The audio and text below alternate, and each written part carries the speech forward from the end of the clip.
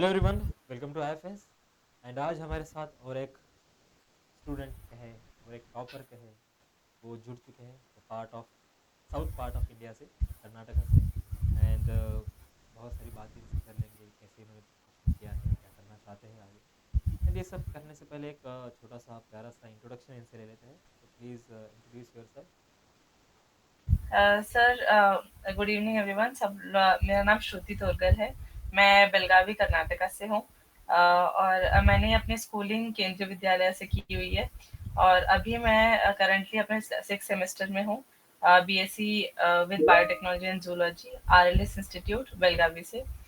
मेरे पापा ex serviceman है। He has served for 28 years in army.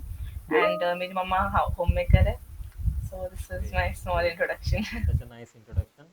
And सबसे पहला सवाल तो क्यों, वाई गैडबी? सर एक्चुअली मैंने नीट के लिए ट्राई किया था, but unfortunately I was not able to, मतलब कट ऑफ बहुत हाई जाता था तो फिर नहीं हो पाया। देन फिर मैंने बायोटेक में, क्योंकि इंटरेस्ट था बायोलॉजी फील्ड में, तो मैंने बीएससी बायोटेक किया था ज्वाइन।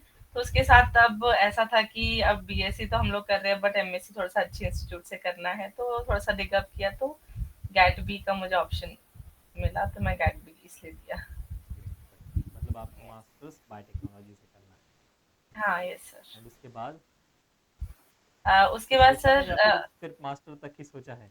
नहीं नहीं सर, मतलब सर मुझे एकेडमिक्स में भी बहुत इंटरेस्ट है, तो ग्रेट, इसके साथ और इवन रिसर्च में भी।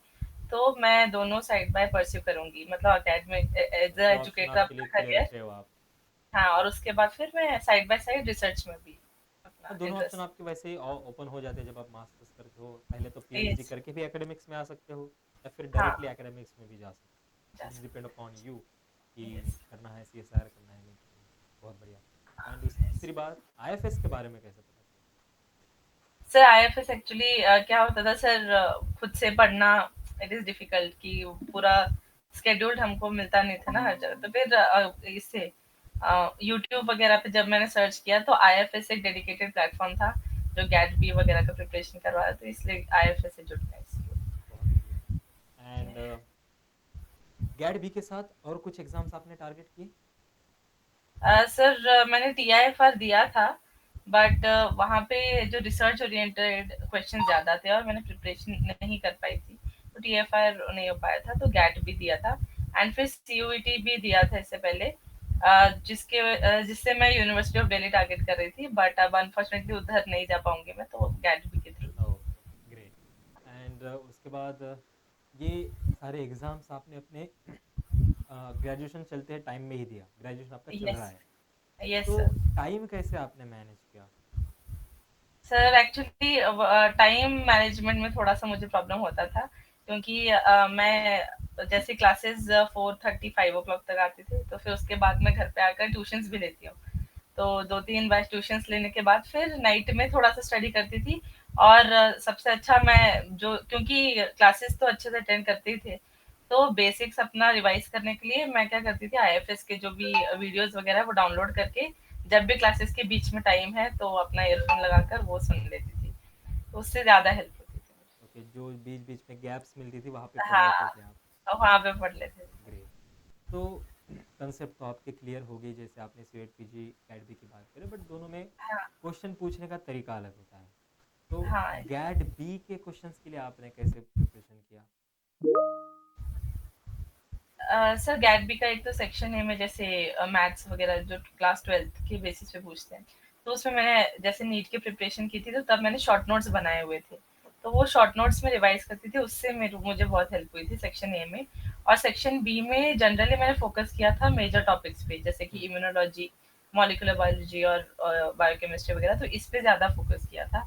और बायो इन्फॉर्म वगैरह सिर्फ इंट्रोडक्टरी पार्ट मैंने पढ़ लिया था, उतना नहीं फोकस कर पाई थी। ओके, मतलब आपने थोड़ा सॉर्ट कर लिया था सब टॉपिक्स को, कि हाँ। कौन से यस ज़्यादा सर। पूछे जाएंगे एंड कौन से वेटेज ज़्यादा है। एंड बाकी क्योंकि के सर टाइम, हाँ, टाइम एग्जैक्टली, कंस्ट्रेंट था ना, तो इसी। एग्जैक्टली टाइम बाउंड थे आप, तो टाइम में जो हो सकता है उसमें आपने किया। तो पीवाई क्यूज का कितना बड़ा रोल है, या फिर पीवाई क्यूज नहीं किया आपने? नो सर, पीवाईक्यूज मैंने किए थे, लाइक मैंने 4 to 5 years के पीवाईक्यूज मैंने सॉल्व किए थे टू गेट एन आइडिया कि कैसे क्वेश्चंस बन रहे हैं और कैसे हम अटेम्प्ट कर सकते हैं, क्योंकि एग्जाम में सेक्शन ए भी है, सेक्शन बी भी है, तो वो टाइम मैनेजमेंट हो सके इसलिए आइडिया लेने के लिए मैंने पीवाईक्यूज किए थे, तो उससे बहुत हेल्प हुई सर। क्या आपको फ़ायदा होता है जब आप पीवाईक्यूज़ देते हो किसी पर्टिकुलर एग्ज़ाम के? सर एक तो पीवाईक्यूज में हम लोग क्या, मतलब मैंने कैसे किया था कि पीवाईक्यूज पढ़ लिए थे और जो क्वेश्चन समझो मेरे से नहीं हो रहे हैं तो मैंने उसके कंसेप्ट देख लिए, तो इससे कि किस तरीके से क्वेश्चन फ्रेम हो रहे हैं वो आइडिया मिला था मुझे पीवाईक्यू से। Okay, yes. एंड एक कॉन्फिडेंस भी आ जाता है कि नहीं, ये सारे टॉपिक्स मुझे आते हैं, इनके ऊपर के हाँ। क्वेश्चन मैं सॉल्व कर सकती हूँ या कर सकता हूँ, राइट? यस। ग्रेट। एंड अगर सिलेबस की बात करें, तो ऐसा कौन सा फेवरेट यूनिट था जो आपको बहुत अच्छा लगता था, दिन रात जिसे पढ़ते रहो, क्वेश्चन सॉल्व करते रहो? सर सबसे मतलब मेरा ज्यादा इंटरेस्ट जेनेटिक इंजीनियरिंग और मॉलिक्यूलर बायोलॉजी में था, तो मोस्टली मैंने यही पढ़ा और इम्यूनोलॉजी का थोड़ा बहुत ज्यादा, तो ये 3 यूनिट्स में मैंने फोकस किया था। बहुत बढ़िया। एंड क्यों ऐसा?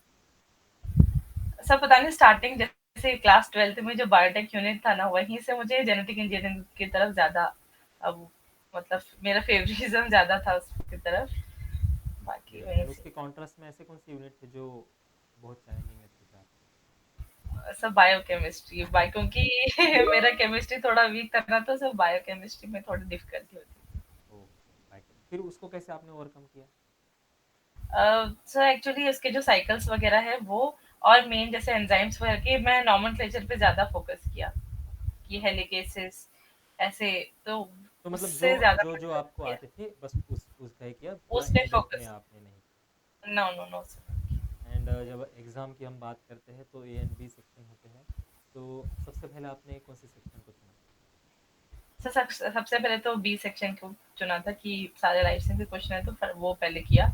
उसके बाद मैं ए पे आई थी क्योंकि उसमें मुझे मैथ्स वगैरह उतना स्ट्रांग नहीं था, तो सॉर्टिंग करनी थी इसीलिए, तो पहले मैं सेक्शन बी किया एंड फिर याद है सेक्शन। आपको कितना कितना आपने अटेम्प्ट किया है हर एक सेक्शन में?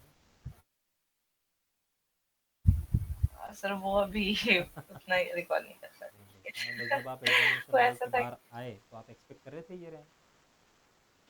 नो सर, क्योंकि उतना मेरे हिसाब से उतना अच्छा और अच्छा कर सकते थे अगर और अच्छे स्टार्टिंग से प्रिपरेशन शुरू करते तो वो मुझे रिग्रेट लग रहा था और अभी भी है कि और थोड़ा प्रैक्टिस करते तो और थोड़ा हो जाता। यही यही दिक्कत होती है टॉपर्स की, कि ना वो नो। वो होता है ना, 98 मार्क आ गए यार, 99 आ जाते थे तो अच्छा हो जाता था। तो बी हैप्पी, एंजॉय करो इस रिजल्ट को।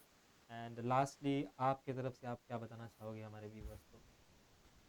तो मैं तो यही सजेस्ट करूंगी कि थोड़ा सा ऑप्शंस ओपन रखो और स्टार्टिंग से प्रिपेयर करो, क्योंकि टाइम रहता है बट हम लोग कैसे हर चीज लास्ट मिनट पे करते हैं, तो उसके वजह से थोड़ा सा प्रॉब्लम होता है, तो अगर हम स्टार्टिंग से, और ऐसा कुछ नहीं है कि मुझे जैसे गैट बी को देखकर मुझे ऐसा नहीं लगा कि अलग से कुछ पढ़ना है, हम्म, जैसे ग्रेजुएशन में पढ़ रहे हैं उस पर ध्यान दे, बेसिक्स क्लियर रखे तो हो सकता we can say early preparation अगर आपने किया है तो अर्ली बहुत अच्छा था। Preparation. Okay, great. Yes sir, कर सकते हैं। Yes, yes, you can.